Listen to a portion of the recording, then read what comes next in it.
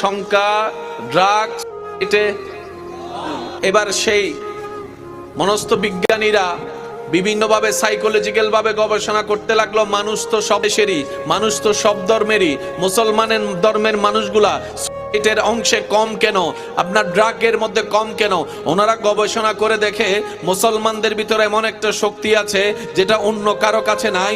এই শক্তি যখন খুঁজতে লাগলো তখন দেখা গেল মুসলিম সেই জাতি যারা ছোট্টবেলা থেকে শুনে এসেছে বিপদে ধৈর্য ধারণ করো, সুবহানাল্লাহ বলতে থাকেন, সুবহানাল্লাহ, বিপদে ধৈর্য ধারণ করো, কষ্ট যাই আসুক, ওয়ালা নাবলুওয়ান্নাকুম বিশাইইন মিনাল খাউফি ওয়াল জুই ওয়া নাকসিন মিনাল আমওয়ালি ওয়াল আনফুসি ওয়াস সামারাত ওয়া বাশশাবিরিন وبشر الصابرين وبشر الصابرين الذين إذا أصابتهم مصيبة قالوا إنا لله وإنا إليه راجعون। মুসলমান সেই জাতি ছোটবেলা থেকে শুনে আসছে ইন্নাল্লাহা মাআস সাবিরিন, ইন্নাল্লাহা মাআস সাবিরিন, ইন্নাল্লাহা মাআস সাবিরিন। পেটে ক্ষুধার কষ্ট রবের দিকে তাকাই সহ্য করে নাও, বুকের মধ্যে তৃষ্ণার কষ্ট রবের দিকে তাকাই মানিয়ে নাও। আপনরা কষ্ট দেয়, পরিবার কষ্ট দেয়, চাচা কষ্ট দেয়, যেটা কষ্ট দেয়, মামা কষ্ট দেয়, রক্ত কষ্ট দেয়, মাফ করে দাও, মাফ করে দাও, মাফ করে দাও, মাফ করে দাও। ধৈর্য ধরো, রবের দিকে তাকাই থাকো।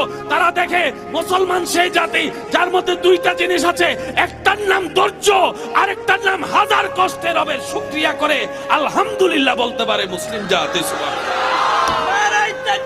আল্লাহু আকবার।